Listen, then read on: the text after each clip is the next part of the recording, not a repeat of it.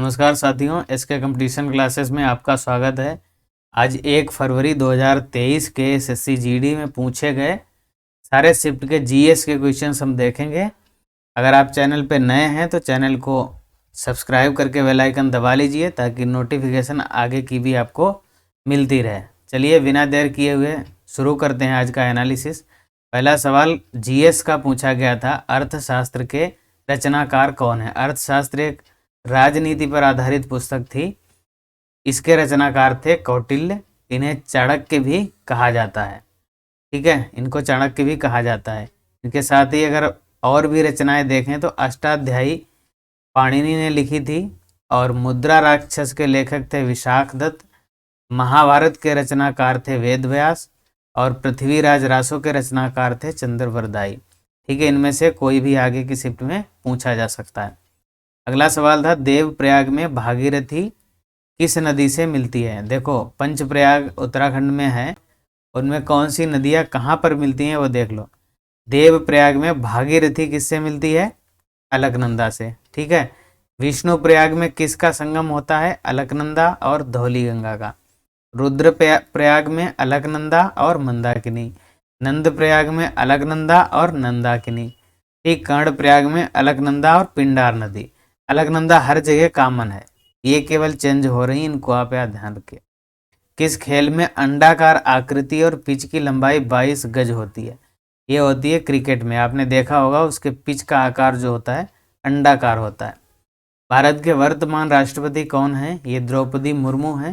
ये भारत की 15वें नंबर की राष्ट्रपति हैं। इन्होंने जुलाई 2022 में राष्ट्रपति का पदभार संभाला है। इनका जन्म ओडिशा के मयूरभंज जिले में हुआ था और इनके चुनाव में इनके विपक्षी उम्मीदवार थे यशवंत सिन्हा। कुछ दशाओं में गिरफ्तारी एवं निरोध से संरक्षण किस अनुच्छेद के तहत दिया गया है? ये भारतीय संविधान का अनुच्छेद 22। ठीक है, विवाहित महिलाओं द्वारा गणगौर का त्योहार कब मनाया जाता है? ये चैत्र महीने में मनाया जाता है। चैत्र होता है होली के जस्ट बाद, अप्रैल में। ठीक है, शुक्ल पक्ष की तृतीया को ये त्योहार मनाया जाता है। ये 18 दिन का त्यौहार होता है जो राजस्थान एवं मध्य प्रदेश में मनाया जाता है। 30 दिसंबर 2022 को किसे दूसरे CDS chief of defence staff बनाया गया है? अनिल चौहान को बनाया गया है। भारत के दूसरे सीडीएस हैं। पहले सीडीएस कौन थे? आप सबको पता है, विपिन रावत थे, जनरल विपिन रावत, जिनकी एक हेलीकॉप्टर दुर्घटना में जो शहीद हो गए थे। आगे चलते हैं, अब इसमें देख लेते हैं थल सेना प्रमुख अभी हमारे कौन है?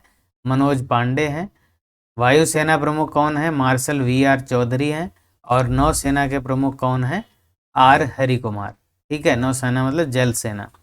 अप्रत्यक्ष कर कौन से हैं? ये हैं, एक तो जीएसटी है, इनडायरेक्ट टैक्स इसे कहते हैं। स्टाम्प शुल्क भी इनडायरेक्ट टैक्स होता है, इत्यादि। वर्तमान खेल मंत्री पूछा गया था, अनुराग ठाकुर हैं। मंत्रिमंडल आप एक बार देख लीजिए, आगे पूछा जा सकता है। सीवी चंद्रशेखर किस शास्त्रीय नृत्य से संबंधित हैं? भरतनाट्यम। ये भरतनाट्यम से संबंधित हैं। और भरतनाट्यम किस राज्य का शास्त्रीय नृत्य है? वो है तमिलनाडु का। इन्हें का मतलब सीवी चंद्रशेखर को संगीत नाटक अकादमी पुरस्कार 1993 में दिया गया था और 2011 में इन्हें पद्म भूषण पुरस्कार दिया गया, जो भारत का दूसरा सर्वोच्च सिविलियन अवार्ड है पद्म विभूषण के बाद में। ठीक है, आगे चलते हैं। सत्यशोधक समाज की स्थापना कब हुई थी? ये स्थापना हुई थी सितंबर 1873 में। इसकी स्थापना पुणे यानी महाराष्ट्र में ज्योतिबा फुले ने की थी। ठीक है, ज्योतिबा फुले ने। कुछ भी पूछा जा सकता है इनमें। क्षार, ये पूछा गया था, क्षार जो होते हैं वो लाल लिटमस पेपर को कैसा कर देते हैं? ये लाल लिटमस पेपर को नीला कर देते हैं। क्षार जो होते हैं वो लाल को नीला कर देते हैं और अम्ल जो होते हैं वो नीले को लाल कर देते हैं। ये बात ध्यान रखना। चूना पत्थर तथा संगमरमर किस से बने होते हैं? ये कैल्शियम कार्बोनेट से बने होते हैं। औद्योगिकीकरण से हानि क्या होती है? पोल्यूशन होता है, सबको पता है आपको। जितना इंडस्ट्रियलाइजेशन होगा उतना ही पोल्यूशन बढ़ेगा। टोक्यो पैरालंपिक 2021 में सर्वाधिक स्वर्ण पदक विजेता कौन सा देश है? चीन ने सबसे ज़्यादा स्वर्ण पदक जीते थे टोक्यो पैरालंपिक 2021 में, जो कि टोक्यो जापान में हुए थे। चीन ने 207 पदक जीते थे और दूसरे स्थान पर इंग्लैंड था 124 पदकों के साथ। भारत का स्थान इसमें 24वां था। भारत ने कुल 19 पदक जीते थे। आगे चलते हैं। फ्लाइंग सिख के नाम से किसे जाना जाता है? मिल्खा सिंह को। ठीक है, उनका जन्म 20 नवंबर 1935 को वर्तमान पाकिस्तान में हुआ था। तब ये इंडिया का हिस्सा हुआ करता था। रुक्मणी देवी अरुणडेल का संबंध किससे है? रिपीटेड क्वेश्चन है, सेम क्वेश्चन पहले किसी शिफ्ट में आ चुका है। भारतनाट्यम की नृत्यांगना है ये रुक्मिणी देवी, और भारतनाट्यम अभी हमने बताया तमिलनाडु का शास्त्रीय नृत्य है। और इन्हें का मतलब रुक्मिणी देवी को 1956 में पद्म भूषण से सम्मानित किया जा चुका है। असम का शास्त्रीय नृत्य किस आंदोलन से संबंधित है? ये है नव वैष्णव भक्ति आंदोलन से संबंधित है। अच्छा, असम का शास्त्रीय नृत्य है कौन? तो ये है सत्रिया। असम का शास्त्रीय नृत्य है सत्रिया। इसे 2000 ईस्वी में शास्त्रीय नृत्य का दर्जा दिया गया था। किसको? सत्रिया को। 2011 की जनगणना के अनुसार सबसे कम महिलाओं की साक्षरता दर किस राज्य में है? ये है राजस्थान में। ठीक है, राजस्थान में सबसे कम महिला साक्षरता राजस्थान में है। ठीक है, आगे चलते हैं। कौशल विकास योजना किस मंत्रालय से संबंधित है? ये है कौशल विकास एवं उद्यमिता मंत्रालय से। ये कौशल विकास एवं उद्यमिता मंत्री वर्तमान में कौन है? महेंद्र नाथ पांडे। ठीक है। हर्षवर्धन का दरबारी कवि कौन था? ये था वाण भट्ट। इन्होंने ही हर्षचरित की रचना की थी। अगर पूछा जाए हर्षचरित की रचना किसने की थी, तो वाण भट्ट ने की थी। ये हर्षवर्धन के दरबारी कवि थे। उत्तरी पूर्वी मानसून से संबंधित एक प्रश्न, इससे संबंधित एक प्रश्न आया था, इसके बारे में जानकारी हम आपको दे देते हैं। उत्तरी पूर्वी मानसून का मतलब हुआ, जैसे ये आपका ये है चेन्नई, ठीक है, ये तमिलनाडु है, ये वाला ये हिस्सा तमिलनाडु का है, ये हिस्सा तमिलनाडु का है। उत्तरी पूर्वी मानसून मतलब यहाँ से आता है, ऐसे ये हवाएं इधर से आती हैं, यहाँ से आती हैं, यहाँ की पर्वत श्रृंखलाओं से टकराती हैं, तो तमिलनाडु में वर्षा करती हैं, क्योंकि ये बंगाल की खाड़ी है। बंगाल की खाड़ी से नमी लेती हैं, इधर से आती हैं, यहाँ पर्वत श्रेणियों से टकराने के बाद में यहाँ पे वर्षा करती हैं। इसको कहते हैं उत्तरी पूर्वी मानसून द्वारा वर्षा। किस राज्य में होती है? तमिलनाडु में। पहला क्वेश्चन ये हुआ। कब होती है? कब मानसून ऐसा आता है? ये आता है नवंबर के महीने में। नवंबर के महीने में ये मानसून आता है। उत्तरी पूर्वी मानसून तमिलनाडु में वर्षा करता है। ठीक है, ये लिखा भी है, मानसून आमतौर पर सर्दियों में आता है। मानसून से दक्षिण पूर्वी भारत प्रभावित होता है। ये वाला हिस्सा प्रभावित होता है तमिलनाडु का। इस मानसून से सर्वाधिक वर्षा तमिलनाडु में होती है। और जो नॉर्मल मानसून है, दक्षिण पश्चिमी है, वो यहाँ से केरल से इंडिया में एंटर करता है, केरला से। ठीक है, ये आता है जून जुलाई के महीने में। हरित क्रांति की शुरुआत भारत में किसने की थी? भारत में इसके जनक थे MS स्वामीनाथन। ठीक है, और पूरी दुनिया में पूछा जाए, क्वेश्चन पूछा भी जा चुका है, हरित क्रांति के जनक कौन थे? तो नॉर्मन बोरलॉग थे। ठीक है, नॉर्मन बोरलॉग, वो ऐसे लिखो। भारत में हरित क्रांति की शुरुआत 1960 के दशक में 1965 से 68 में हुई थी। और MS स्वामीनाथन जो थे एक वनस्पति वैज्ञानिक थे।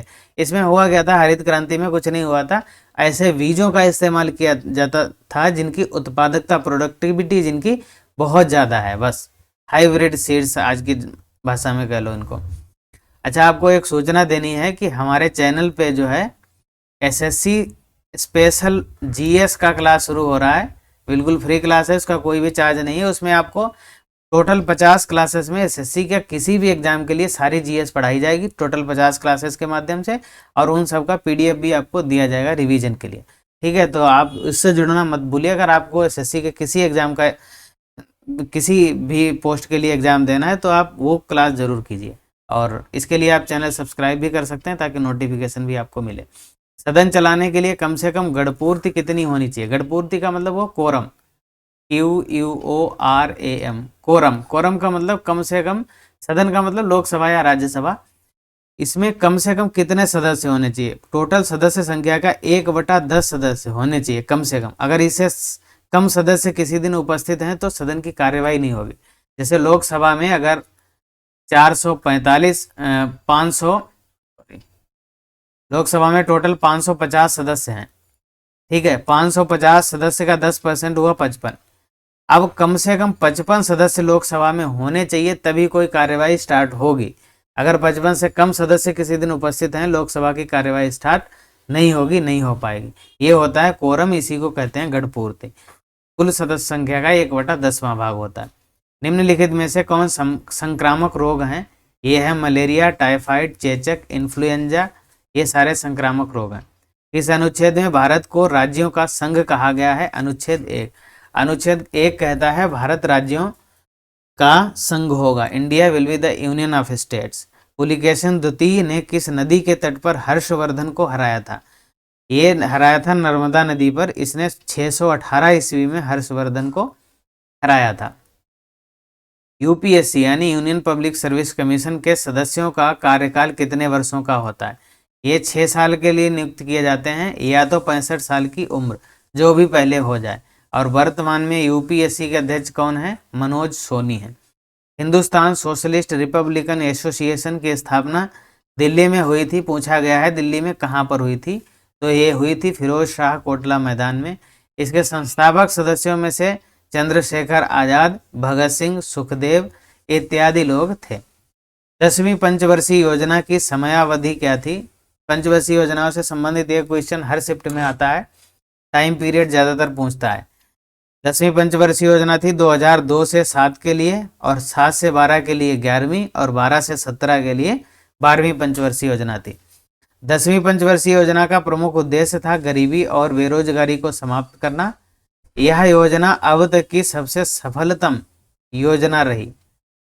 ठीक, सबसे ज़्यादा, द मोस्ट सक्सेसफुल प्लान, ये सबसे ज़्यादा सफल योजना रही। ये क्वेश्चन रिपीट भी हो सकता है। अवसरों की समानता किस अनुच्छेद में है?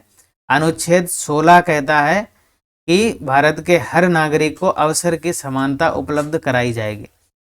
ठीक है, समानता का अधिकार, वैसे समानता का अधिकार किस में? अनुच्छेद 14 में है।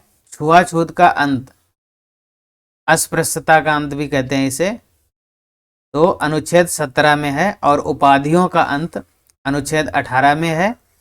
शिक्षा और सेना, 2 से संबंधित उपाधियां केवल दी जाएंगी, बाकी सारी उपाधियों का अंत कर दिया गया। इनमें से कौन सा नृत्य असम राज्य से संबंधित है? बिहू असम में जनवरी के महीने में किया जाता है। असम का शास्त्रीय नृत्य हमने अभी बताया था, कौन सा है? सत्रिया। इसको 2000 ईस्वी में शास्त्रीय नृत्य का दर्जा दिया गया। जनगणना से संबंधित शब्द एनपीआर का फुल फॉर्म पूछा गया था। ये होता है नेशनल पॉपुलेशन रजिस्टर। हरित क्रांति का मुख्य उद्देश्य क्या था? अभी अभी हमने बताया था, उन्नत किस्म के बीज और खाद का प्रयोग, high yielding variety seeds and fertilizers, इनका जो है यूज करना, इनके यूज से उत्पादकता मतलब प्रोडक्टिविटी इंक्रीज करना, ये इसका उद्देश्य था और इस उद्देश्य में सफल भी रही। सागा दावा त्योहार किस धर्म के लोग मनाते हैं? ये मनाते हैं तिब्बत के बौद्ध धर्म के लोग। लोसांग महोत्सव सिक्किम में मनाया जाता है। हॉर्नबिल महोत्सव नागालैंड में मनाया जाता है। अगर पूछ दिया जाए तो आप बता देंगे। प्रधानमंत्री किसान सम्मान सम्मेलन 2022 का उद्घाटन किसने किया? जायज़ बात, कौन करेगा? प्रधानमंत्री नरेंद्र मोदी। प्रधानमंत्री किसान सम्मान निधि योजना चल रही है हमारे देश में, जिसमें किसानों को प्रत्येक वर्ष 6,000 रुपये दिए जाते हैं, 2-2 हज़ार रुपये की 3 किस्तों में। ठीक है, ये किए जाते हैं कि छोटे किसान जो हैं वो अपना खाद बीज का इंतजाम कर लें, डीजल खरीद लें। इसलिए भारत में दूसरी बार एशियाई खेल कब आयोजित किए गए थे? रिलेवेंट क्वेश्चन है, मतलब ऐसे तो कुछ भी पूछ सकते हो आप, कहाँ तक बच्चा पढ़ेगा, लेकिन आया था, रिपीट भी हो सकता है, इसलिए आप याद भी रखेंगे। भारत में दूसरी बार कब आयोजित हुए थे? 1982 में, और पहली बार 1951 में दिल्ली में आयोजित हुए थे। ठीक है, आज के लिए इतना ही, मिलते हैं अगले एनालिसिस में। आप चैनल को सब्सक्राइब करना मत भूलिए। एसएससी का कोई भी एग्जाम आपको देना है तो स्पेशल जीएस की क्लास शुरू हो रही है, आप उनको देखना मत भूलिए, क्योंकि अब जो है एसएससी में जीएस का रोल भी बहुत ज़्यादा बढ़ गया है, तो जीएस पढ़ना बहुत ज़्यादा ज़रूरी है। चलिए अपना ध्यान रखिए, मिलते हैं अगली क्लास में। Thank you.